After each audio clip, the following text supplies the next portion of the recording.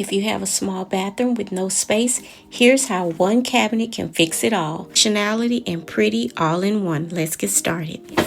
I am going to be making over two cabinets that the reason why I'm making over these two cabinets is because my bathroom lacks storage. I talked about that in a previous video a while back, probably about 10 months ago, 11 months. I only have the under cabinet storage, which is under the sink, and that is not the adequate storage that I want to use to store my linens. I absolutely love linens.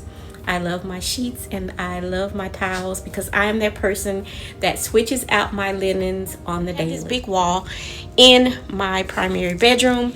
It's pretty long. It's like a little over 80 something inches long. With that is the perfect prime spot to place these two big cabinets. I am solving two issues in one, the storage issue and also the wall being empty. Yeah, I did a live here on the channel, and within that live, you can go back and watch that, we did a poll within the live, and what I did was showed all three colors that I wanted to use in the room, and everyone pretty much chose, well, I don't want to say everyone chose this color that I am doing here on the cabinets. I absolutely love the color. I don't know if everyone suspected that I was going to choose the blue. It has a bit of a grayish undertone to it as well, but I was not. I was in a design dilemma, and I was really trying to decide which color I wanted to use, which was out of those three colors.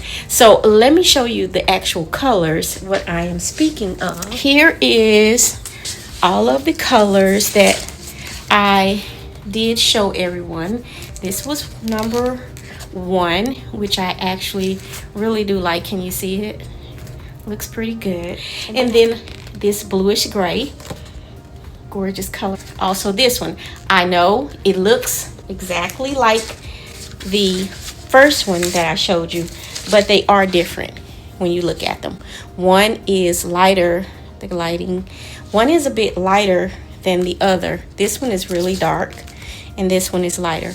Now all three of these in the room, the blue, because the overall consensus was for the blue one out, and so that's the color that I am painting out the cabinet. That was my design dilemma. So now I'm going to go ahead and show you the cabinet as I get ready to prep and get it ready to paint the cabinet. I did purchase these two cabinets from the Habitat Restore. I have been having the cabinets for over a year, a little over a year.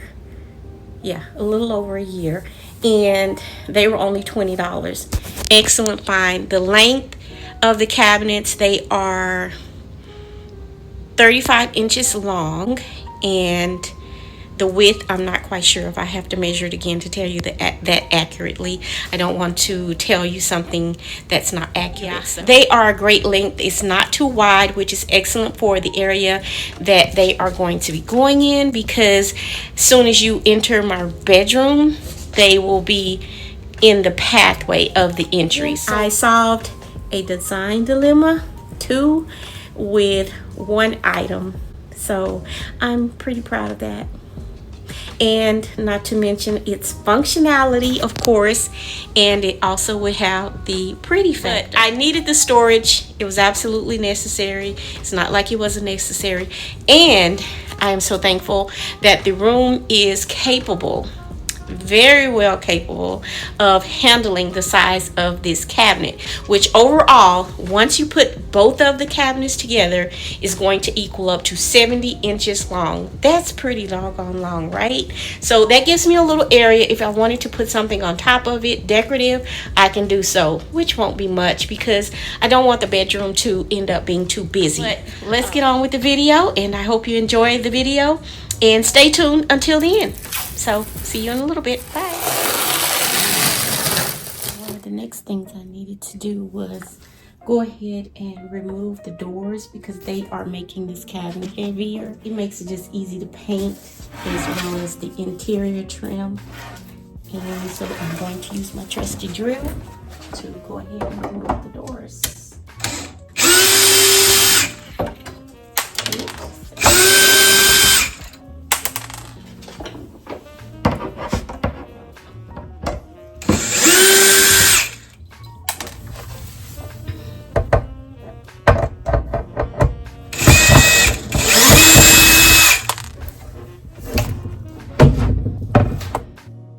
I believe she's showing you her outfit of the day. I'm up this morning getting this cabinet, and this is because I lack storage in my bathroom.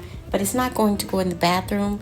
It is going in the bedroom in an empty wall space that I have. So with that being said, this is a little handy tool that my friend gave me a few years ago. And it is a magnet, which is excellent, because usually I would put all of my screws and things like that into a little baggie or something. But this little tool, as you can see here, it's a magnet, and it just catches it. I love it. It's just one of those little simple things when you're doing things like this, cabinet makeovers and whatnot, and you have metal screws and things like that that you have to put away and make sure that you keep handy, because you don't want to lose them and have to take a non-essential trip to your local hardware store. This is a necessity. Let's get back to work. With a project like this, prep is everything.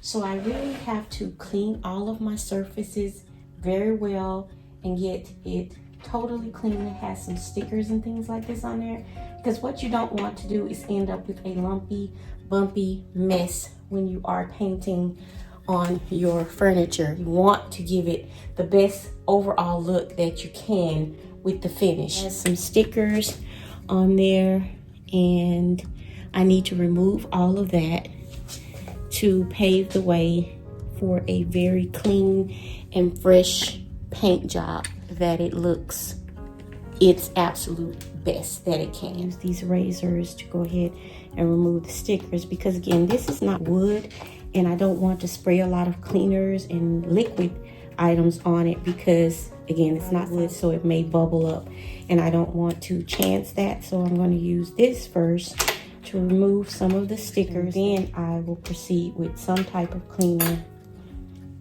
But when I finish with this paint, I am going to seal it, and that will help overall. Don't want to scrape too hard, because again, I don't want to pull up any of the surface. This will do the job.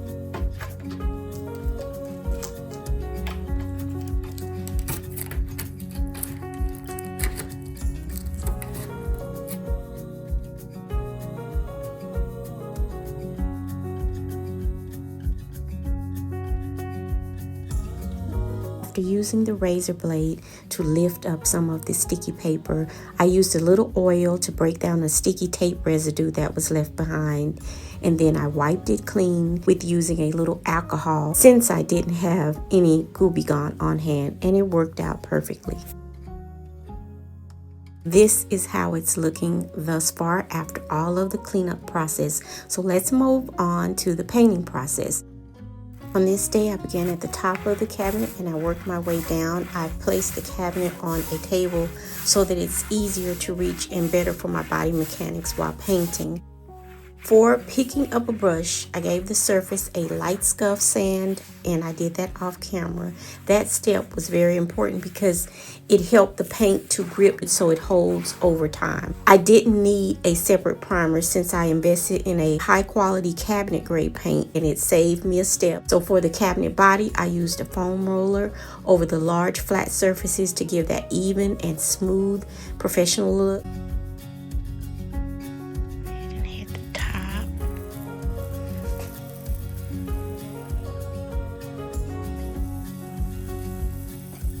I moved on to the doors, and I started by working the brush into the insets and the grooves so every detail was covered, then followed up, as I said before, with the foam roller across the flat panels.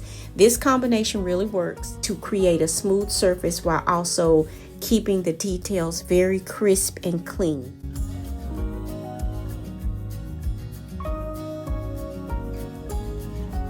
After the paint dried, I moved on to placing the doors back on the cabinet. They're pretty heavy, so before attaching them, I had to move the cabinets off of the table for better balance. I noticed there were 2 holes left from the original design. Ideally, I would have filled those before painting, but my focus was elsewhere and thinking about getting that smooth finish. So I took care of that. I measured and created new holes at the top of each. This step is really important as you have to take your time when marking the placement because you want to ensure that the hardware lines up evenly and adds to the overall finished look of the cabinet's appearance. On to the much prettier part.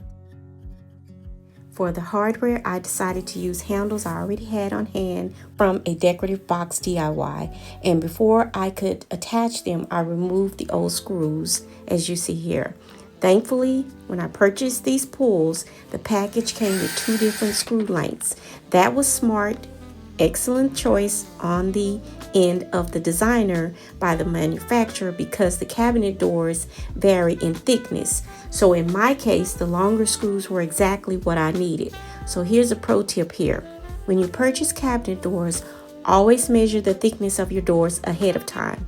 That way, you make sure that the screws will go all the way through and grip the handle securely. The shorter screws in this set would have been too small, but the longer ones worked perfectly. I could have countersunk the screws into the back of the door to make the shorter ones fit, but I chose not to since I already had the correct size right in the back.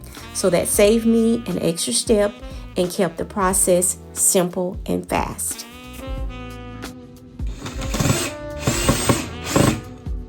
And now to round out this entire project, this cabinet again solved a storage problem since the primary bath is small and it also fills the long wall with beauty. So style and pretty. Style it, I added a pair of acrylic base lamps with a gold touch and a few family photos of my girls and my mother. And to pair it off with a collection of fat birds, which you know I really like, for that personal touch to finish the look. And just so you won't have to think back, here is a quick glimpse of the color combination that I'm using in the space, which brought about the color for the cabinets. The beautiful blues, the rich golds, the creamy creams, along with a beautiful champagne Greek key pattern, the beautiful blue landscape that I picked up at Pottery Barn, and the trim along with the pillows from Designs by Chanel Etsy shop. Link down below in the description box. And as always, stay inspired, motivated, creating something beautiful. If not for yourself, then definitely for someone else. This has been Chanel, and I'll see you all for the next one. That will be a continuation of the cabinet. Bye for now.